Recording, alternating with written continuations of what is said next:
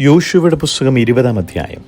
പിന്നെ യഹോവ യോശുവയോട് അരുളി ചെയ്തത്, നീ ഇസ്രായേൽ മക്കളോട് പറയേണ്ടത് എന്തെന്നാൽ, അറിയാതെ അബദ്ധവശാൽ ഒരാളെ കൊന്നുപോയ ഒരുവൻ ഓടിപ്പോയി ഇരിക്കേണ്ടതിന് ഞാൻ മോശെ മുഖാന്തരം നിങ്ങളോട് കൽപ്പിച്ച സങ്കേത നഗരങ്ങൾ നിശ്ചയിപ്പിൻ.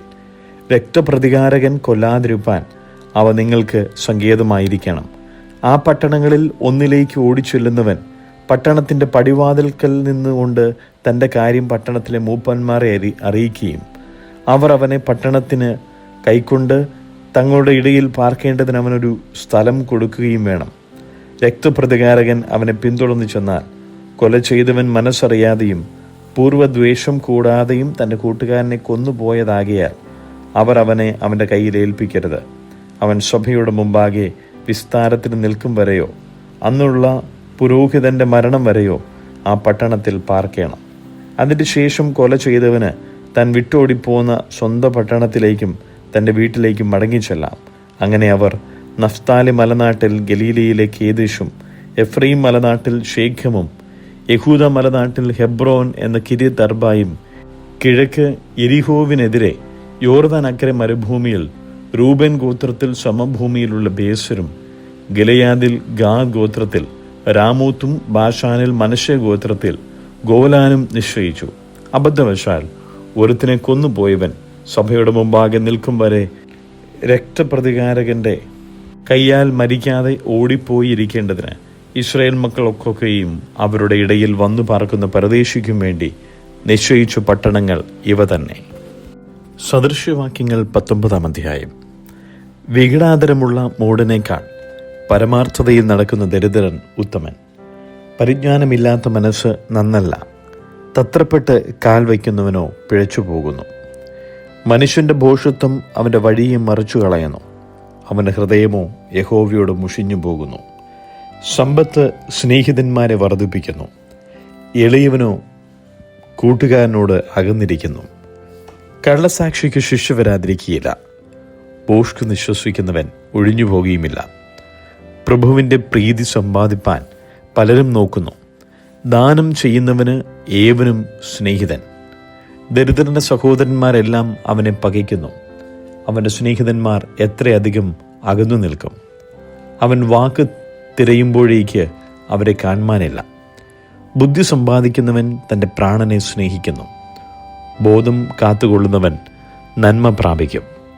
കള്ളസാക്ഷിക്ക് ശിക്ഷ വരാതിരിക്കുകയില്ല, ഭോഷ്ക് നിശ്വസിക്കുന്നവൻ നശിച്ചു പോകും. സുഖജീവനം ഭോഷന് യോഗ്യമല്ല, പ്രഭുക്കന്മാരുടെ മേൽ കർത്തൃത്വം നടത്തുന്നതോ ദാസൻ എങ്ങനെ. വിവേകബുദ്ധിയാൽ മനുഷ്യന് ദീർഘക്ഷമ വരുന്നു, ലംഘനം ശമിക്കുന്നവന് അവന് ഭൂഷണം. രാജാവിൻ്റെ ക്രോധം സിംഹഗർജനത്തിന് തുല്യം, അവൻ്റെ പ്രസാദമോ പുല്ലിന്മേലുള്ള മഞ്ഞുപോലെ. മൂഢനായ മകൻ അപ്പന് നിർഭാഗ്യം, ഭാര്യയുടെ കലമ്പൽ തീരാത്ത ചോർച്ച പോലെ.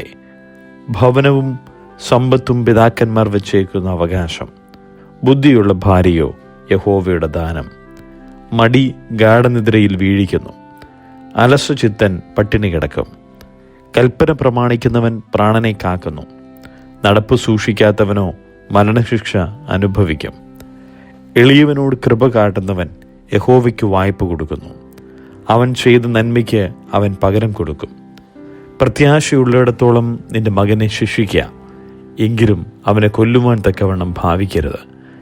മുൻകോപി പിഴ കൊടുക്കേണ്ടി വരും, നീ അവനെ വിടുവിച്ചാൽ അത് പിന്നെയും ചെയ്യേണ്ടി വരും. പിന്നത്തേതിൽ നീ ജ്ഞാനിയാകേണ്ടതിന് ആലോചന കേട്ട് പ്രബോധനം കൈക്കൊള്ളുക. മനുഷ്യന്റെ ഹൃദയത്തിൽ പല വിചാരങ്ങളുമുണ്ട്, യഹോവയുടെ ആലോചനയോ നിവൃത്തിയാകും. മനുഷ്യൻ തൻ്റെ മനസ്സുപോലെ ദയ കാണിക്കും, ഭോഷ്ക് പറയുന്നവനേക്കാൾ ദരിദ്രൻ ഉത്തമൻ. യഹോവ ഭക്തി ജീവഹേതുവാകുന്നു, അതുള്ളവൻ തൃപ്തനായി വസിക്കും, അനർത്ഥം അവനെ നേരിടുകയില്ല. മടിയൻ തൻ്റെ കൈ തളികയിൽ പൂത്തുന്നു, വായിലേക്ക് തിരികെ കൊണ്ടുവരികയില്ല. പരിഹാസിയെ അടിച്ചാൽ അല്പബുദ്ധി വിവേകം പഠിക്കും, ബുദ്ധിമാനെ ശാസിച്ചാൽ അവൻ പരിജ്ഞാനം പ്രാപിക്കും. അപ്പനെ ഹേമിക്കുകയും അമ്മയെ ഓടിച്ചു കളയുകയും ചെയ്യുന്നവൻ ലജ്ജയും അപമാനവും വരുത്തുന്ന മകനാകുന്നു. മകനെ, പരിജ്ഞാനത്തിൻ്റെ വചനങ്ങളെ വിട്ടുമാറേണ്ടതിനുള്ള ഉപദേശം കേൾക്കുന്നത് മതിയാക്കുക. നിസ്സാര സാക്ഷി ന്യായത്തെയും പരിഹസിക്കുന്നു. ദുഷ്ടന്മാരുടെ വായ് അകൃത്യത്തെ വിഴുങ്ങുന്നു. പരിഹാസികൾക്കായി ശിക്ഷാവിധിയും മൂഢന്മാരുടെ മുതുകിന് തല്ലും ഒരുങ്ങിയിരിക്കുന്നു. കൊരിന്ത്യർക്ക് എഴുതിയ 1 ലേഖനം 9 അധ്യായം. ഞാൻ സ്വതന്ത്രനല്ലയോ? ഞാൻ അപ്പോസ്തലനല്ലയോ? നമ്മുടെ കർത്താവായ യേശുവിനെ ഞാൻ കണ്ടിട്ടില്ലയോ? കർത്താവിൽ ഞാൻ ചെയ്ത പ്രവൃത്തിയുടെ ഫലം നിങ്ങൾ അല്ലയോ? മറ്റുള്ളവർക്ക് ഞാൻ അപ്പോസ്തലനല്ലെന്നു വരികിൽ എങ്ങനെയെങ്കിലും നിങ്ങൾക്കാകുന്നു. കർത്താവിൽ എൻ്റെ അപ്പോസ്തലത്വത്തിന് മുദ്ര നിങ്ങളല്ലോ. എന്നെ വിധിക്കുന്നവരോട് ഞാൻ പറയുന്ന പ്രതിവാദം ഇതാകുന്നു: തിന്നുവാനും കുടിപ്പാനും ഞങ്ങൾക്ക് അധികാരമില്ലയോ? ശേഷം അപ്പോസ്തലന്മാരും കർത്താവിൻ്റെ സഹോദരന്മാരും കേഫാവും ചെയ്യുന്നതുപോലെ ഭാര്യയായൊരു സഹോദരിയുമായി സഞ്ചരിപ്പാൻ ഞങ്ങൾക്ക് അധികാരമില്ലയോ? അല്ല, വേല ചെയ്യാതിരിപ്പാൻ എനിക്കും ബർന്നബാസിനും മാത്രം അധികാരമില്ല എന്നുണ്ടോ? സ്വന്തം ചെലവിന്മേൽ യുദ്ധസേവ ചെയ്യുന്നവൻ ആർ? മുന്തിരിത്തോട്ടമുണ്ടാക്കി അതിൻ്റെ ഫലം തിന്നാതിരിക്കുന്നവൻ ആർ? ആട്ടിൻകൂട്ടത്തെ മേയിച്ച് കൂട്ടത്തിൻ്റെ പാൽ കൊണ്ട് ഉപജീവിക്കാതിരിക്കുന്നവൻ ആർ? ഞാൻ ഇത് മനുഷ്യരുടെ മര്യാദ പ്രകാരമോ പറയുന്നത്? ന്യായപ്രമാണവും ഇങ്ങനെ പറയുന്നില്ലയോ? മെതിക്കുന്ന കാളയ്ക്ക് മുഖക്കൊട്ട കെട്ടരുത് എന്ന് മോശയുടെ ന്യായപ്രമാണത്തിൽ എഴുതിയിരിക്കുന്നുവല്ലോ. ദൈവം കാളയ്ക്ക് വേണ്ടിയോ ചിന്തിക്കുന്നത് അല്ല, കേവലം നമുക്ക് വേണ്ടി പറയുന്നതോ? അതെ, ഉഴുന്നവൻ ആശയോടെ ഉഴുകയും മെതിക്കുന്നവൻ പദം കിട്ടുമെന്നുള്ള ആശയോടെ മെതിക്കുകയും വേണ്ടതാകയാൽ നമുക്ക് വേണ്ടി എഴുതിയിരിക്കുന്നതത്രേ. ഞങ്ങൾ ആത്മീകമായത് നിങ്ങൾക്ക് വിതച്ചിട്ട് നിങ്ങളുടെ ഐഹികമായത് കൊയ്താൽ വലിയ കാര്യമോ? മറ്റുള്ളവർക്ക് നിങ്ങളുടെ മേൽ ഈ അധികാരം ഉണ്ടെങ്കിൽ ഞങ്ങൾക്ക് എത്രയധികം! എങ്കിലും ഞങ്ങൾ ഈ അധികാരം പ്രയോഗിച്ചിട്ടില്ല. ക്രിസ്തുവിൻ്റെ സുവിശേഷത്തിന് യാതൊരു വിഘ്നവും വരുത്താതിരിപ്പാൻ സകലവും പൊറുക്കുന്നു. ദേവാലയ കർമ്മങ്ങൾ നടത്തുന്നവർ ദൈവാലയം കൊണ്ട് ഉപജീവിക്കുന്നുവെന്നും യാഗപീഠത്തിങ്കൽ ശുശ്രൂഷ ചെയ്യുന്നവൻ യാഗപീഠത്തിങ്കലെ വഴിപാടുകളിൽ ഓഹരിക്കാറാകുന്നുവെന്നും നിങ്ങൾ അറിയുന്നില്ലയോ? അതുപോലെ കർത്താവും സുവിശേഷം അറിയിക്കുന്നവർ സുവിശേഷത്താൽ ഉപജീവിക്കണം എന്ന് കൽപ്പിച്ചിരിക്കുന്നു. എങ്കിലും ഇതൊന്നും ഞാൻ പ്രയോഗിച്ചിട്ടില്ല. ഇങ്ങനെ എനിക്ക് കിട്ടണമെന്ന് വെച്ച് ഞാനിത് എഴുതുന്നതുമല്ല. ആരെങ്കിലും എൻ്റെ പ്രശംസ വൃഥാവാക്കുന്നതിനേക്കാൾ മരിക്ക തന്നെ എനിക്ക് നല്ലത്. ഞാൻ സുവിശേഷം അറിയിക്കുന്നുവെങ്കിൽ എനിക്ക് പ്രശംസിപ്പാനൊന്നുമില്ല. നിർബന്ധം എൻ്റെ മേൽ കിടക്കുന്നു. ഞാൻ സുവിശേഷം അറിയിക്കുന്നില്ല എങ്കിൽ എനിക്കയ്യോ കഷ്ടം. ഞാനത് മനഃപൂർവ്വം നടത്തുന്നുവെങ്കിൽ എനിക്ക് പ്രതിഫലമുണ്ട്. മനഃപൂർവ്വമല്ലെങ്കിലും കാര്യമെങ്കിൽ ഭരമേൽപ്പിച്ചിരിക്കുന്നു. എന്നാൽ എൻ്റെ പ്രതിഫലം എന്ത്? സുവിശേഷം അറിയിക്കുമ്പോൾ സുവിശേഷ ഘോഷണത്തിലുള്ള അധികാരം മുഴുവനും ഉപയോഗിക്കാതെ ഞാൻ സുവിശേഷ ഘോഷണം ചെലവ് കൂടാതെ നടത്തുന്നത് തന്നെ.